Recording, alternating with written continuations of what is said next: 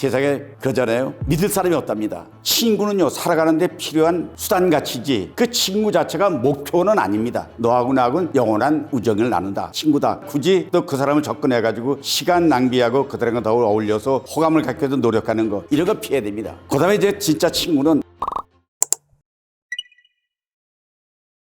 나이 들수록 친구하고 멀어지는 이유는, 젊어서는 친구가 가족보다 소중하고 친구들과 교감이 필수이고 경제활동을 하려면 정보도 필요하고 또 공유하는 부분도 있고 또 외톨이로 왕따 당하는 게 제일 두렵기 때문에 젊어서는 친구와 더불어 살아야 되는 것이 바로 이유입니다. 그러나 군생활, 직장생활, 모든 사람이 생활전선에서 만나게 되면 새로운 사람들과 교류하게 되니까 우선순위가 옛날 친구들은 자연히 멀어질 수밖에 없는 것이죠. 어렸을 때는요, 순수하게 이해관계가 없는 정으로 나누는 우정을 나누고 삽니다. 나이가 들면요, 사회생활에서 비즈니스나 업무의 협업관계로 가치가 등으로 서로 변합니다. 경쟁체제로 진입하게 되면 우정, 그리움 같은 문제는 심각한 일이 아니고 없어져도 관심 밖으로 밀당이 되는 것입니다. 당장 경제활동을 대상으로 하니까 그 소리하면 손해가 발생하지만 이 친구는 이해관계가 없습니다. 시간이 지나면 이 친구와의 정을 나눌 기회도 적어지고 새로운 사람들과 교류하게 되기 때문에 새로운 도전을 요구하기 때문에 과거에 친한 친구는 멀어질 수밖에 없는 거죠. 더구나 이제 각각 가정이 생기고 가정의 경제적 그 에너지가 생기면 직장일과 가족일에게만 몰입하게 되니까 우선순위가 이 친구들은 전부 멀어질 수밖에 없는 관계로 변해가는 것입니다. 그러니까 오래된 친구가 소중하지 않아서가 아니라 시간의 제약을 받으니까 늘 살아갈수록 앞에 닥쳐오는 새로운 바람, 새로운 친구, 새로운 사람들과 사귀기 때문에 이 친구는 자연히 멀어지는 것이죠. 그게 관심이 없어서가 아니죠. 우리가 의도적으로 산다 그러잖아요. 그런데 친구는 일단 어떤 관계가 공통 분모를 가지고 만났으면은 설사 그것이 자기 마음에 들지 않고 생각이 다르더라도 그 관계를 의도적으로 끊을 필요는 없습니다. 그러나 굳이 또 그 사람을 접근해가지고 시간 낭비하고 그 사람과 더 어울려서 호감을 갖기 위해서 노력하는 거, 이런 건 불필요하기 때문에 그냥 평행선의로 너는 너고 나는 나지만은 우리는 같은 울타리에서 같은 공통물을 살기 때문에 너하고 나하고는 영원한 우정을 나눈다, 친구다, 이렇게만 하면 되지 그걸 굳이 인사이드에 끌어들여가지고 어깨동무하려고 들 필요는 없다, 저는 이렇게 생각합니다. 나이 들수록 성숙해지면은 먹고 사는 경제 문제, 건강 문제, 그런 인간관계가 큰 과제입니다. 친구는요, 살아가는데 필요한 수단같이지 그 친구 자체가 목표는 아닙니다. 삶에서 명분과 비타민 같은 존재로 친구는 존재하는 수단같일 뿐이기 때문에 자연히 일상생활에서 친구는 후순위로 밀려나게 됩니다. 젊어서는 가족보다 친구가 더 좋잖아요. 신혼여행 가가지고 친구들하고 같이 술 먹고 밤새워도 하는 이런 얘기 많이 보잖아요. 근데 경우에 따라서는 형제보다도 친구가 더 우선순위가 됩니다. 그러나 나이가 갈수록 가정을 우선시해야 되고 직장을 우선시해야 되고 생사 문제를 다루기는 경제 문제로 따게 되면 자연히 친구와의 평범한 우정관계, 이런 것은 자연히 머리 수밖에 없죠. 그것뿐입니다. 모든 것이 균형 감각이 있어야지 친구에게만 몰입하고 가정을 소홀히 하면 가족에게 외면을 받습니다. 그런데 친구 사회도 가정에만 열심히 하면, 우리 옛날 같으면 밥 먹다가 집에 전화 걸면 우리 사람들이 욕했습니다. 야 끊어 뭐 이러는데, 그런데 사람은 균형 감각이 있어가지고 가정과 직장과 친구와 취미와 생활에 좋은 밸런스를 유지해가는 것, 이것이 현대인의 살아가는 데 가장 제이기 때문에 이것을 얼마나 잘 리드하고 균형 맞춰가느냐에 따라서 그 사람의 인생의 실패나 성공에 판가름이 있기 때문에 균형 감각을 가지라고 저는 권하고 싶습니다. 우리 친구 가운데는 술 친구라고 있습니다. 술을 좋아하는 사람은요, 밤새워 술을 먹기도 하고 또 친구와 더불어서 도박에 빠져가지고 밤새워 도박하는 사람도 있고, 친구라면 밤새라도 뛰어나가서 집안일 덩쳐놓고 하는 사람도 있습니다. 근데 이것은 친구보다 가정이 우시돼야 된다는 생각입니다. 가정을 소홀히 하고 친구에게 몰입한다? 그거는 균형 감각을 잃은 사람이기 때문에 친구를 포기해도 안 되지만 가정을 포기도 안 된다. 근데 둘 중에 하나를 포기하려면 친구를 포기하고 가정으로 돌아오는 것이 맞습니다. 제가 몇 가지로 얘기를 나누면, 만약에 자다가 한 고민이 생겼습니다. 근데 이걸 어떻게 할까? 잠이 안 옵니다. 이때 한밤중에도 전화 걸어가지고 야, 내 지금 이것 때문에 고민하고 잠이 안 온다, 이렇게 말할 수 있는 친구, 그것이 손꼽아 보면 몇 명 되지 않습니다. 그럴 때 전화를 할 수 있는 사람이 친구입니다. 두 번째는 살다 보면 갑자기 돈이 필요하잖아요. 병원에 갔더니 현찰도 없는데 돈이 얼마 입원비를 내야 된다 할 때 그때 전화 걸어가지고 야 지금 현찰이 없지 않는데 너 돈 있으면 얼마만 갖고 나한테 좀 와달라. 이럴 때 전화할 수 있는 빌릴 사람. 그다음에 이제 진짜 친구는 맛있는 음식을 먹었더니 너무 좋습니다. 이때 야 다음에 내 그 친구하고 같이 오고 싶다 해서 전화 걸어가지고 야 거기 음식 잘하는데 너 한번 같이 가자. 음식을 같이 나누고 싶은 친구. 그다음에 마음이 울적할 때 그냥 걸어가지고 왜 이러면 나와. 이렇게 커피 한잔 놓고 말없이 그냥 앉아서 너 얼굴이 왜 그래? 아니야 별거 없어. 너 무슨 고민 있나? 아니야 나 고민 별로 없는데. 그래 같이 있어주는 것만으로도 위안이 되는 친구. 그다음에 이제 또 친구는 많은 사람에게 이 사람이 내 친구야 이렇게 떳떳하게 자랑할 수 있는 친구. 그러니까 때와 장소에 따라서 머리에 떠오르는 사람이 진정한 친구인데 그 숫자는 중요하지 않다고 생각합니다. 단 몇 사람만이라도 그런 사람이 있으면 그건 성공한 인생으로 저는 생각하고 살아보면 그런 사람이 많지 않다는 걸 느끼게 됩니다. 서로 안다고 친구로 말할 수는 없습니다. 제가 교류하고 있는 사람들의 예를 들면 주소를 가지고 전화번호를 가지고 관리하는 사람이 5,000명 정도 됩니다. 내가 애들 결혼할 때 소위 부잣돈을 내고 사람이 한 2,500명 정도 됩니다. 또 제가 소위 SNS 페이스북이라는 데 친구가 4,000명이 넘습니다. 다 이름이 친구입니다. 근데 그것은 막상 그래 숫자일 뿐이지 그게 어려운 일이 생길 때 그중에 전화할 사람이 몇 명이 되느냐. 많은 사람이 친구라고 말할 수가 없는 이유인데요. 사실 친구라고 하면 한밤중에 2시에도 갑자기 생각나면 전화해도 자다가 전화를 받고도 짜증내지 않고 야 무슨 일이냐 왜 전화했어 이렇게 해야지. 너 지금 몇 시야 밤중에 웬 전화야 이러고 짜증내면 그 친구 아닙니다. 그리고 급할 때 도움을 요청할 때 기꺼이 조언해 줘야지. 그냥 너는 너고 나는 나다. 애들 결혼하고 청첩을 보내면 알도 못하는데 뭐 청첩을 보냈냐 이렇게 말하는 건 친구가 아니기 때문에 가까운 절친은 많을 필요는 없다고 생각합니다.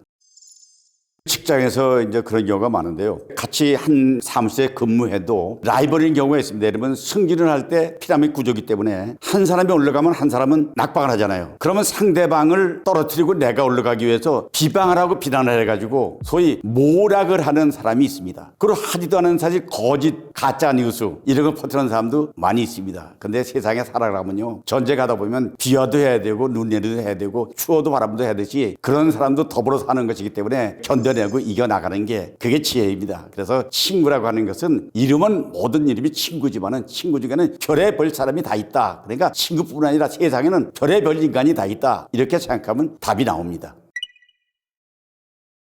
세상에는요 내가 진심으로 잘 되길 바라는 사람이 몇 사람이 될까요? 오직 가족이라고 생각합니다. 그렇게도 과언이 아닙니다. 무책임하게 그냥 이해관계가 없는 사람은 여러 가지 조언이 되지만은 그게 나의 생계나 장래의 일에 대해서 책임질 일이 없는 사람들이 얘기입니다. 목숨을 걸고 조언해 주지 않습니다. 그러나 행복을 나누는 가족들은 목숨을 걸고 얘기를 합니다. 왜냐하면 우리 인생이 살아간다는 것은 가족과 더불어 행복하게 건강하게 살아가는 건 인생의 생애 목표입니다. 그러나 나머지 모든 친구라든가 이런 건 다 수단 가치입니다. 근데 목표 가치를 제껴놓고 수단 가치에 치중하면 그 사람은 어리석은 결과가 나오는 거죠. 그래서 사실 어려운 일이 생기면 가족과 상의하는 것이 가장 좋습니다. 특히 부부지간에는 아내와 상의하는 것, 아내는 남편과 상의하는 것 이게 제일 중요하다고 생각하고 가족과 상의하는 게 제일 진심이라고 저는 믿고 있습니다. 가족과 구성원들 간의 원활한 소통을 위해서는 가족 부부 관계가 과거의 오해나 잘못이 있다면 이걸 청산해야 됩니다. 잘못한 일이 있으면 진심으로 사과해야 됩니다. 예를 들면 옛날에 젊어서 남자가 바람을 피웠습니다. 그게 아내에게 들켰습니다. 그거는 이제 무릎 꿇고 형식으로 사과해가지고 과거의 응어리를 풀어야지. 덮어두고 지나가면 우리 지금 주변에는요 한 가정에 살면서 절대로 대화를 안 하는 사람이 있습니다. 방을 각각 쓰고 스킨십을 전혀 하지 않습니다. 밥도 따로 해 먹습니다. 전혀 대화를 하지 않습니다. 그런 가정은 아무리 돈이 많고 하더라도 가정생활이 지옥입니다. 이런 것을 탈피해야 되기 때문에 가정 구성원 간의 소통은 매우 중요하다. 저는 이렇게 생각을 합니다.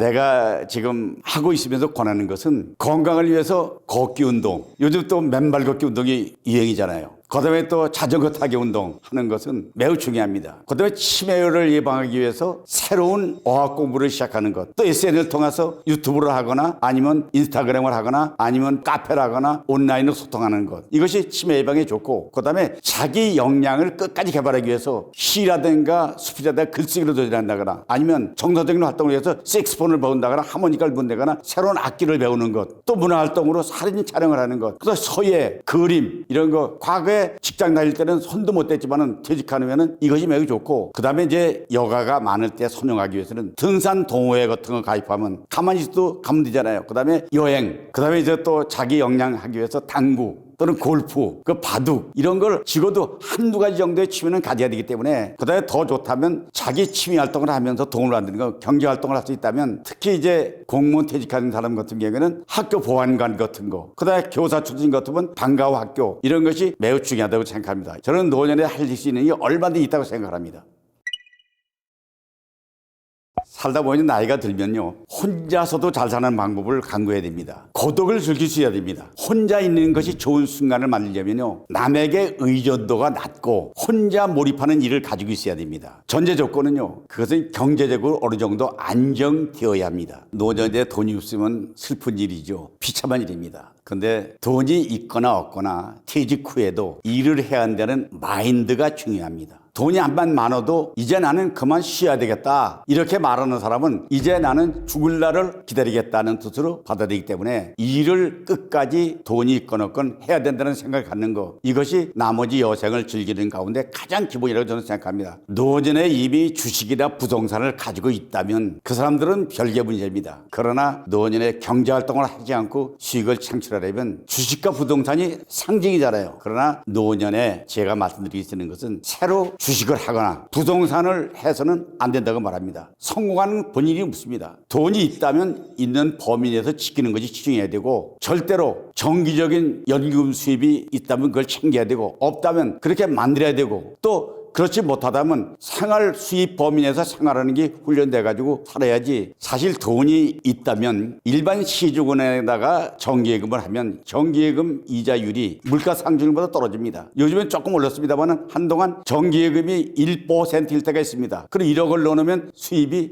100만 원입니다. 그것도 세금 띄면 100만 원도 안 되잖아요. 그런데 이자가 늘어나는데 물가 상승률이 늘어나면 결국 1억을 넣어놓고 1년이 지나서 물가 상승률이 5% 됐다면 1억짜리는 9,500만 원이 되는 것이고, 또 5% 지난다면 1년 후에는 9천만 원이 되는 거죠. 그러니까 돈이 있다면 이자율이 높은 제2금융권을 찾는다거나, 예를 들면 뭐 마을금고라든가 뭐 이런 데 높은 이자를 찾아야 되고, 그 다음에 이자율이 높은 채권을 확보한다거나, 아니면 주식을 만약 해야 될 일이 있다면 배당금이 빵빵한 주식을 통해 가지고 따박따박 배당금만 받는 것이, 널뛰게 하는 이런 주식은 해가지고 현금을 자체를 가지 못하는 게 많기 때문에 노후자금 관리는 어려운 일이지만은, 저는 새로운 투자는 하지 않고 다만 높은 이자율을 찾아서 투자하는 것이 맞다고 생각을 합니다.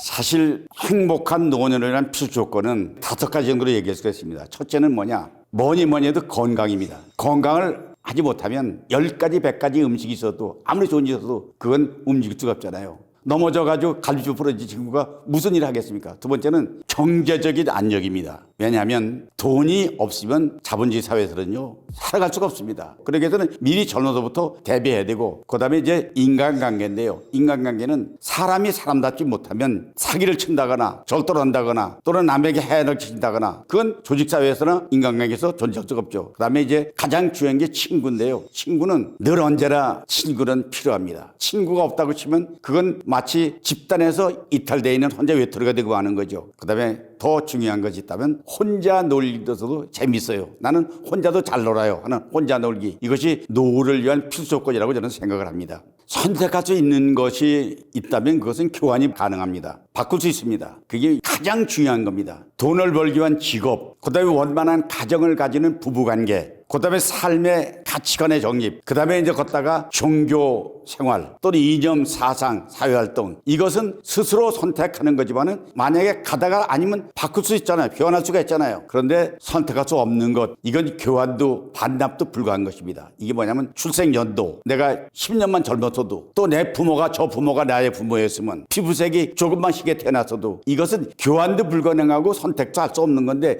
이것 때문에 사람들이 비참하게 생각하고 스스로 자존감을 흐트러져 있잖아요. 이런 거 피해야 됩니다. 그래서 저는 선택할 수 없는 것에 집중하지 말고 선택할 수 있는 것에 집중하라고 말씀드리고 싶습니다.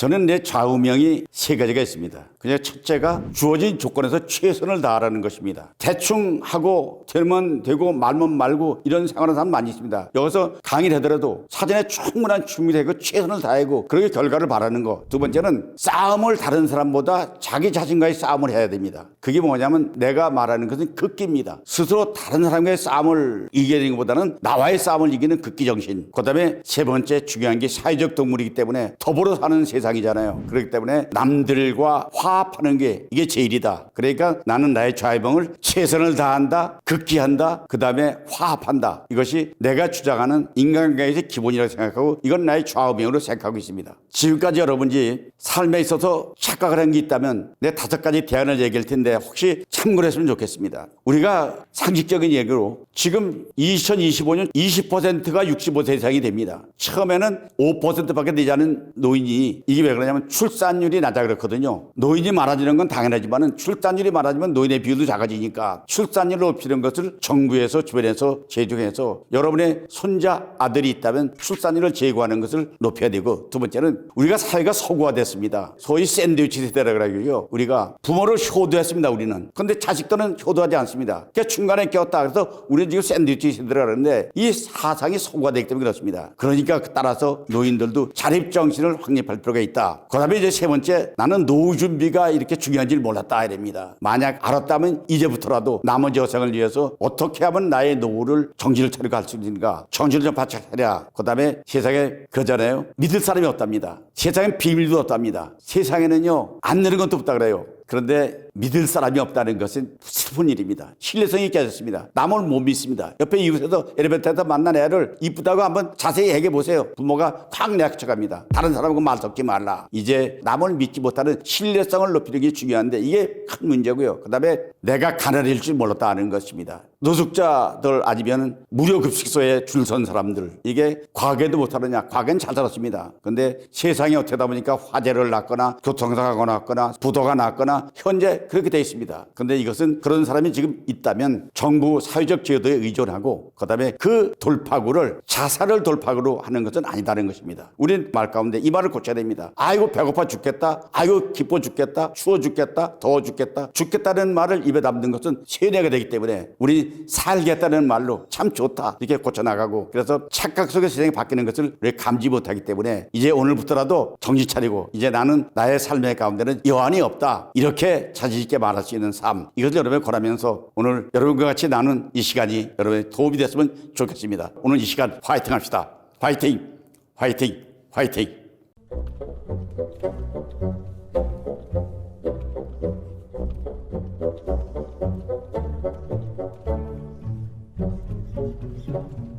Thank you.